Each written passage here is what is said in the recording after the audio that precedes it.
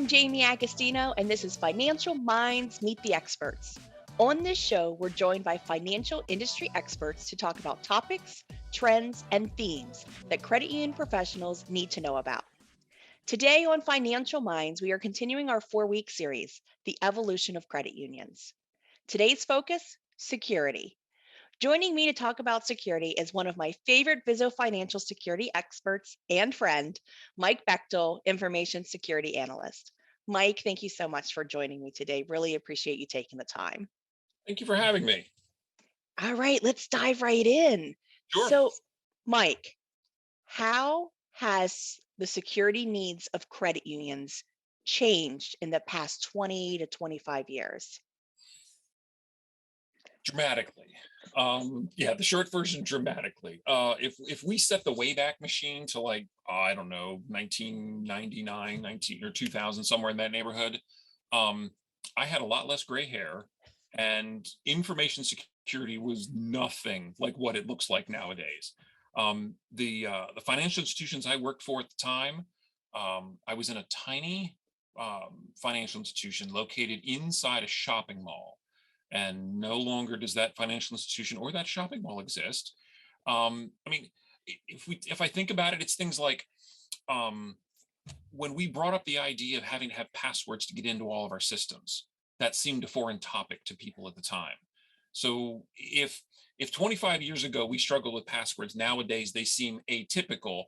That's the chasm we have crossed in the process. Some of it is things we've kind of created ourselves. 25 years ago, things were a little simpler. So you might have had, well, the institution that I worked for at the time was one centralized office that did all the back office processing, was all the executive offices and everything. And they had, say, a dozen or so branches strewn across the county. Mhm. Each of the offices might have had one computer in it. Some of the bigger offices had two or three in it, but none of those computers had their own standalone server. The server was back at the main office in the ops center, and we all remotely connected to it. So there really was no complexity. There was none of this, an office full of telecommunications equipments and phones and all this other stuff, and 14 internet connections, and none of that existed. It was a far more simple time. There were institutions I worked for more than 25 years ago that you couldn't even browse the web. Your email was people within the company sending you a message. You had no ability to send anything outside. So that simplicity brought about that certain things you didn't have to worry about, like phishing Mhm. emails. Nobody knew what a phishing email was. Heck, most of us didn't get emails, so you didn't worry about phishing emails. Um, as complexity has come into the world, where all of us have not an email, but we probably have two or three emails for our home use and a couple of them for our business use and so forth, that complexity has brought about most of the concerns that we now have. 25 years ago, security was physical security. The department, even within the credit union I worked for, we had a security department. So, like now, if you called security right now, Jamie, John, Robert, or I would answer.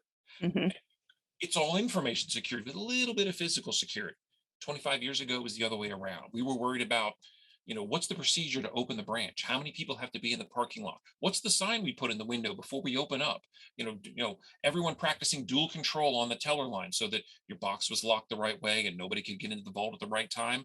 All that stuff still exists, but now we've added in we have to train people to watch their emails, and we have to train people to watch the websites they go to, the attachments that they open up. So as complexity has entered our business lives, it has brought with it the evolution of information security. Yeah. What are some of the security concerns credit unions are facing today? Um, some of it is known, but the bigger concerns that they have to deal with, the things that a they don't know, but b are also outside their sphere of influence. So if we look at things like things that pop to mind right away over the last 6-8 months, we've dealt, or I'm sorry, even more than that. We'll say the last 18 months. In 2020, we had a big issue with a vendor whose name was SolarWinds. And then last year we had a big issue with a vendor whose name was Kaseya. And this wasn't just the corporate, this was every company who used it.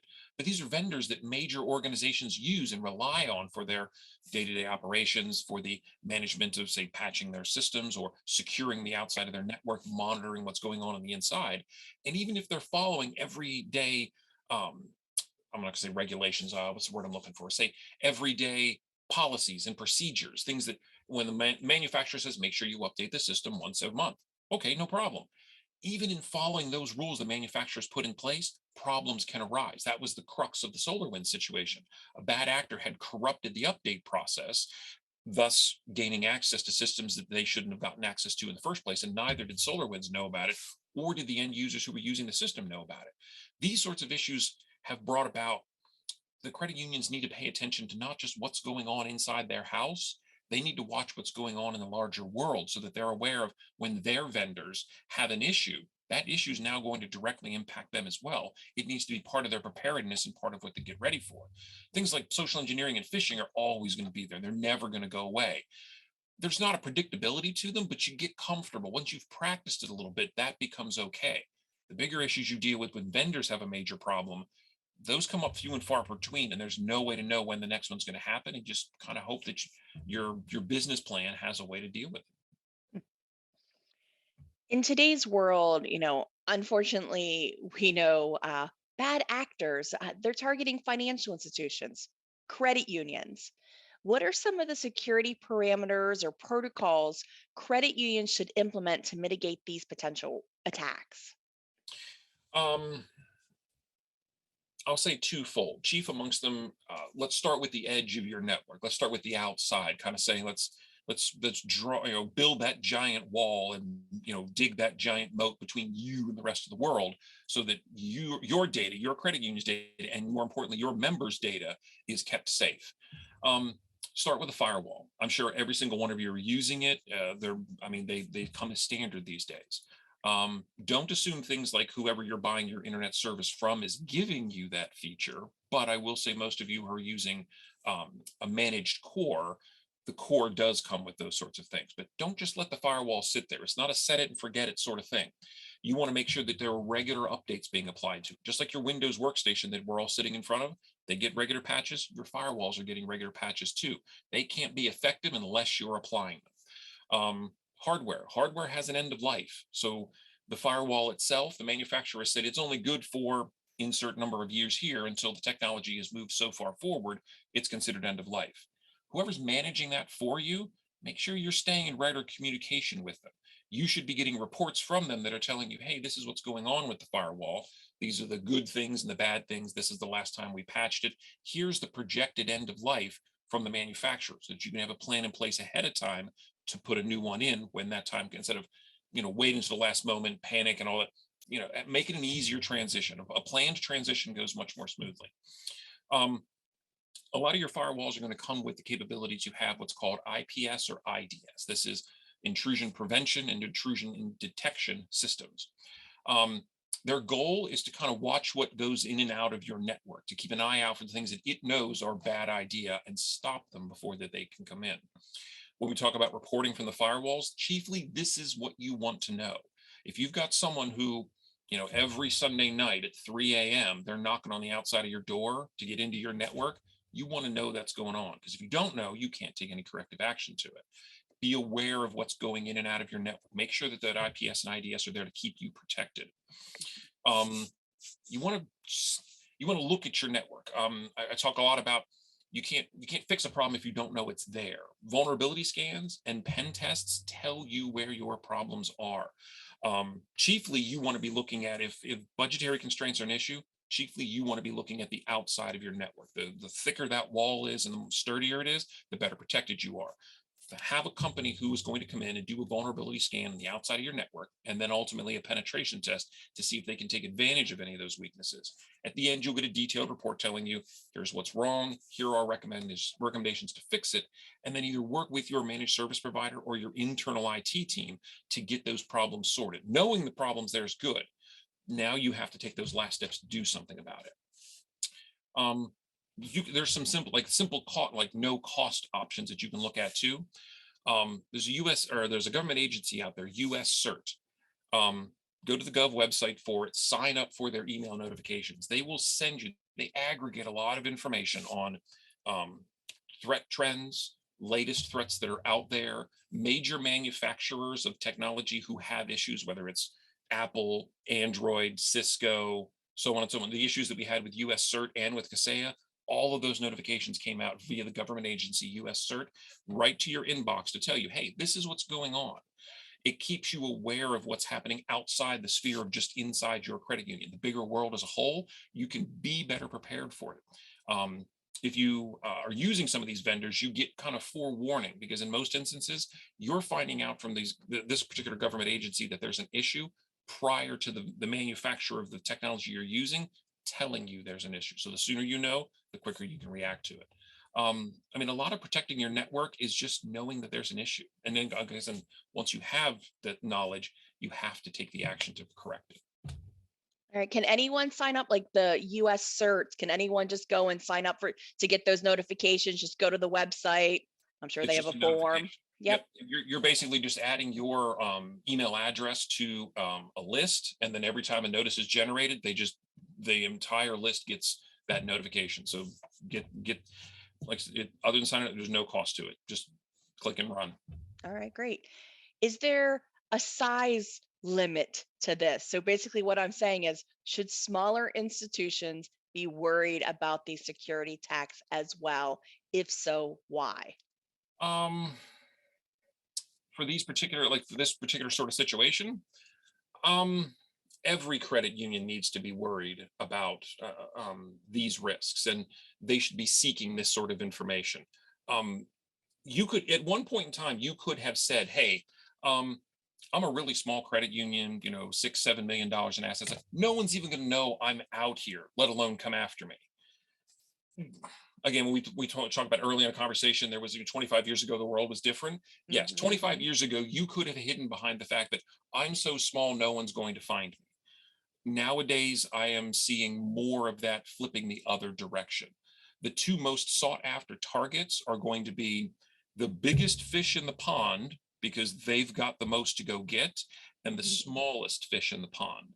Not because they've got a lot to get, but quite the opposite. The bad actors know that every institution has a budget every year that they're assigned. Well, and budgets are what they are. And oftentimes the amount of money any one department or system gets is a percentage of that budget. So if we theoretically say 5% of everybody's annual budget is defense to put against cybersecurity and so forth, Hmm. 5% of a state credit union, state employees credit union, is a big number. 5% of a $5 million credit union's budget is a very small number. So the bad actors know you don't have the resources the big guys do. So you're easier to get into. So you tend to end up being focused more than the big guy. Wow. Yeah, that's something that everyone should stop for a moment and just think about. So, Yeah, it can get scary.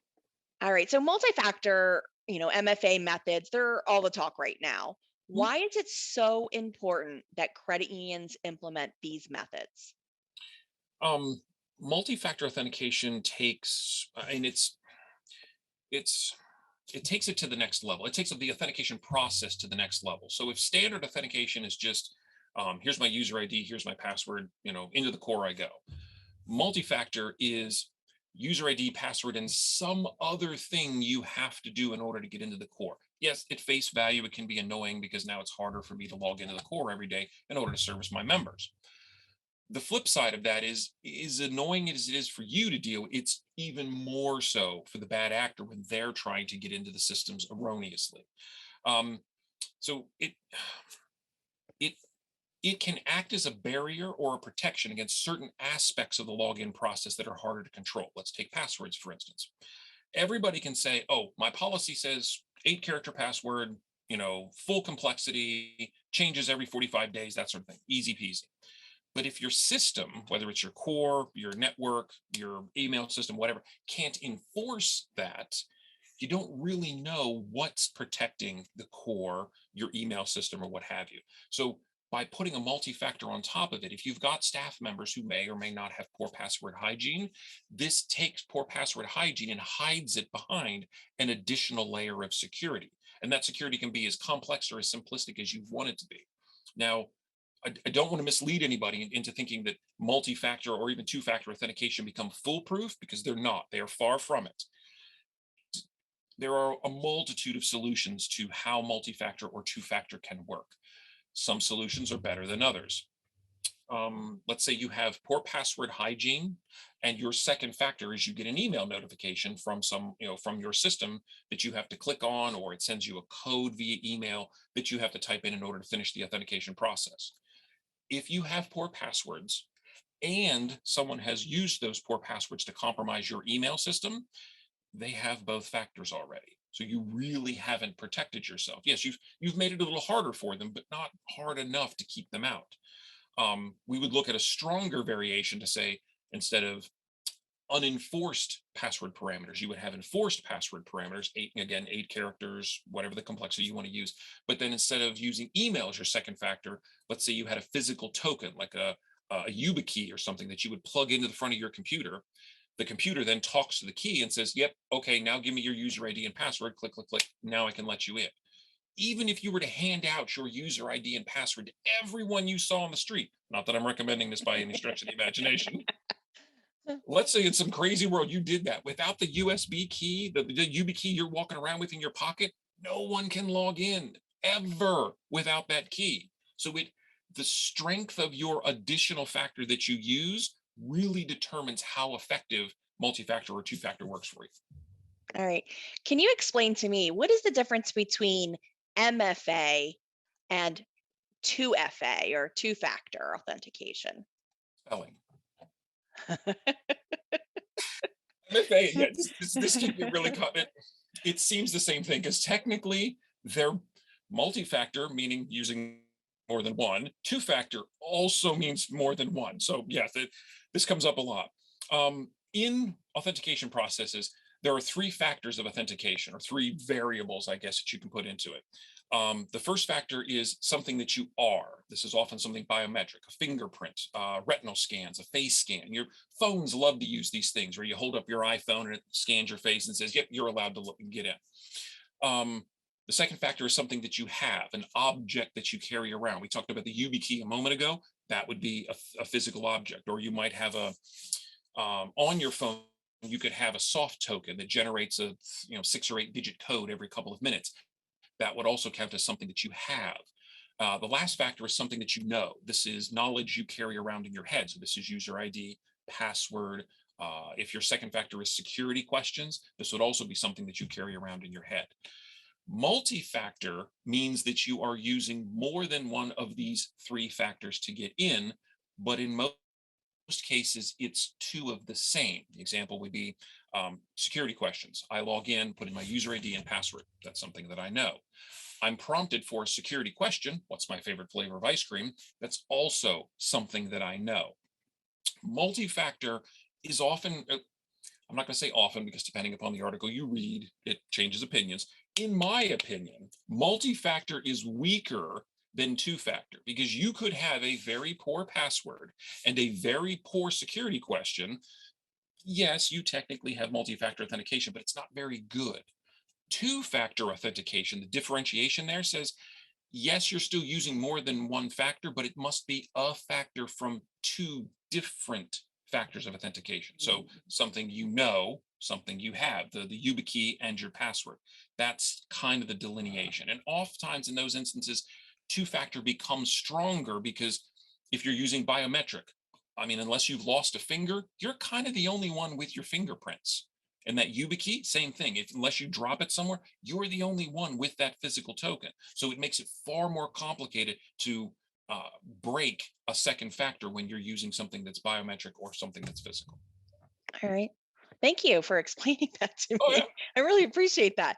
Um, so as far as like let's start talking about members because I feel like Mhm. members kind of drive some of this because member expectations, fintech, and another other number of factors, they're evolving and changing the financial services industry. So how can credit unions evolve and change with their members while also maintaining a certain level of security? Because we know Mm. that's going to be needed.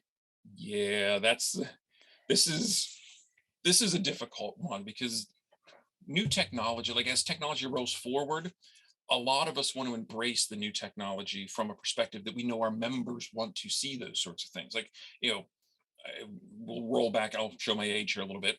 When ATM cards became the rage, everybody had to have them. Well, oftentimes you have a scenario where oh, we have to have this technology.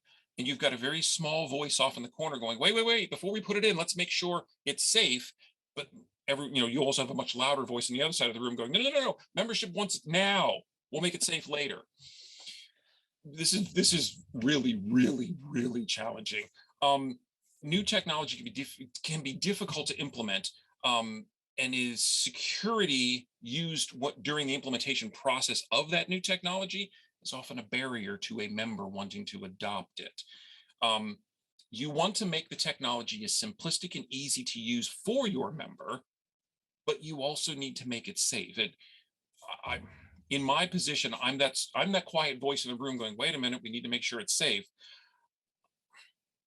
If you want to champion the side of security, the scenario I always give is, which question do you least want to have to answer for your membership?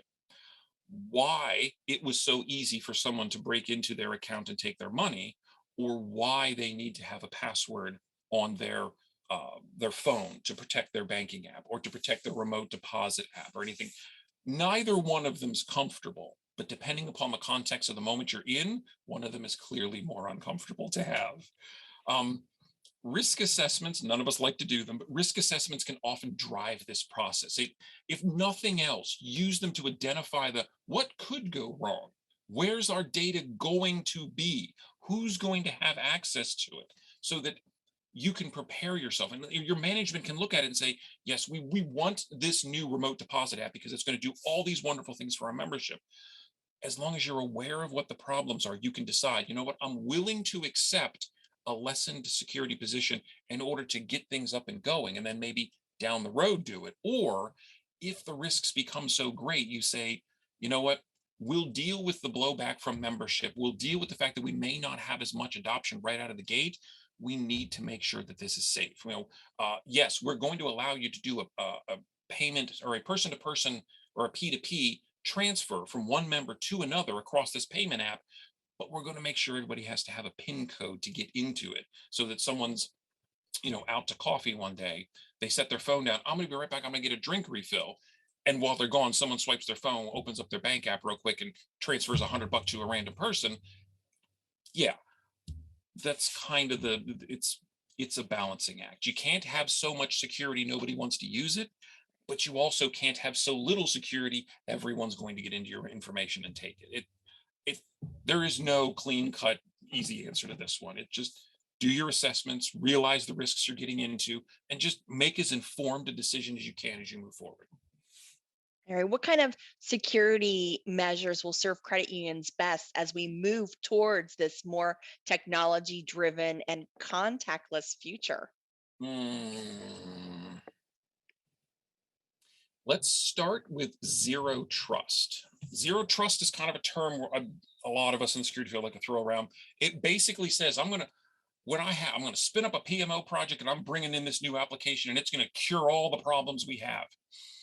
When that new application comes in the door, it can't talk to anything. It can't get data from anything. It's completely and utterly segregated until you've gone through a process to identify what exactly it needs access to, and you give it no more than that access. Um, a lot of times there are surprises when you bring in new technologies. You say, oh, I'm bringing in a new, goodness, I can't even come up with a good example. Oh, I'm bringing in a new payments platform. And the new payments platform says, oh, all you need to do is plug me into the core and off I go. Well, if all you do is plug it into the core and off you go, I'm sure it works. But in the background, what else does it have access to? How much of your core can it see? If you've got members who don't use payment services, why can it see their accounts? Is it required? And now it might have that. Again, part of the risk assessment is to determine, does it really need to see it? If it does, so be it, let it go. But if it doesn't, don't let it. Ultimately, what you're trying to do is, if something were to go tragically wrong, that's fine. I mean, there's no way to predict when and if it's going to happen, but if it's going to, have the least amount of things go wrong possible. It does complicate the implementation process, but in the long run, it pays off. Another big thing you want to look at, cloud is, I mean, it's been going gangbusters for at least a decade, and I don't see it slowing down. It's the same process when you go to the cloud. Understand where it is that your data is going to go. It's, yes, some of the data you have is your credit union's data. Most of what you have is your members' data. That GLBA stuff, it's the most sensitive thing you have. Make sure you understand where's the data going to be. Just because I say I'm going to a cloud vendor for my core, where exactly is the core going to put it? Is it something that that vendor has built? If it's a Fiserv product, have they built it? Or has Fiserv partnered with, say, Amazon or Google or Microsoft to be their, I'll be your cloud provider. So you're in a bit of a SaaS or a software as a service setting where the core provides the software, but Amazon is providing the location for the software to live. You need to know where that data is so that perhaps you have something in your bylaws that say, look, none of our data is allowed to leave the 48 contiguous states. But if you've gone to a core provider who uses Amazon, some of Amazon's backups, in order to keep their continuity going, aren't all located within the states. You need to know that going into it before you just sign the contracts and push all your data out to the cloud. Be aware of where your data is going to be. That ultimately that you have been given the trust of that data from your members. Just by pushing it to the cloud does not absolve you of the risk or the ramifications of something going wrong. Wow. Sorry. That's all right. It's a lot. And so like I'm taking it all in. It's one of those things, every time I go through the security training, at the corporate, afterwards I'm like, I'm not touching anything, and it takes me a while, a couple days before I'm like back to normal, I guess. As But much as I want to be the rainbow and sunshine's department, it doesn't get to happen that way. Uh, well, let's talk about that education because I just mentioned, we go through training. What kind of security training should credit unions be offering their members? Topics, formats, materials that they can give their members. But then let's also talk about the staff. Like, what kind of training should they be doing for their staff as well? Um, I'm a proponent of good security awareness training. And a lot of times, security awareness training comes down to well, once a year, we throw coffee and donuts on the table in the break room. We invite all the staff to come in a half an hour early, and we all review the new policies or procedures for the year. We all sign a document that says we were there. And that's the last time anybody ever comes close to security awareness training. That's kind of the bare bones minimum. That's enough to check the box for the NCUA and said, yep, I did security awareness training. Security awareness training, that should be so much more than that. And it doesn't need to be this burdensome, complex process. It's basically hey, I was watching the news this morning before I came into the office, and while I was enjoying my cup of coffee and donut, one of the people on the news talked about this terrible new information security breach. That's information security. You now have a new piece of information you didn't have a couple of minutes ago. Don't keep that piece of information to yourself. Don't assume everybody else saw the same thing on the news, read the same thing on the internet. Share that with your staff. Um, it could be even easier. I got this really goofy email in my inbox. I knew it was bad because it came from someone I didn't know. Half the words in it were spelled wrong. The phonetics and punctuation were terrible. It was clearly a scam. Don't keep that piece of information to yourself. Share it with the rest of the staff. And because just because you identified it doesn't mean the person standing next to you would have identified it. Share that information. It's an ongoing process. And when you look at how that begins to build and how it will become almost an everyday event, water cooler conversations. I'm not saying you need to spend 10 minutes around the water cooler talking information security. That can be incredibly dull. However, if it's just nothing more than, hey, did you see the news last night when that huge solar winds thing that's going on? Do we even use solar winds? I don't know. We should ask somebody if we do. Nothing more than that. But that process of just mentioning it and bringing up in conversation and just starting to talk about it more openly, replicate that process for your members. The information, when I say share that with the people in the office, share it with your members too. They need to be just as aware of the threats you're seeing because because you've identified it doesn't mean your members have identified it. And a lot of this goes for some of the pieces of protective stuff you put in place for yourself. So I have been to many a credit union where I have done an assessment and what do you I need a 6 character password and a drop of blood in my firstborn's right leg and all this other crazy stuff in order to get into the core.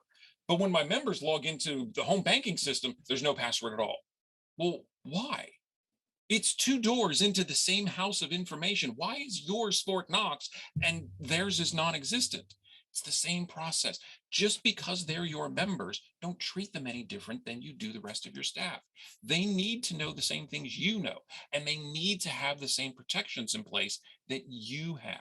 If you're going to put 2FA on your core, you should be looking at the options of putting 2FA for your folks to get into their web banking system or to get into their mobile app.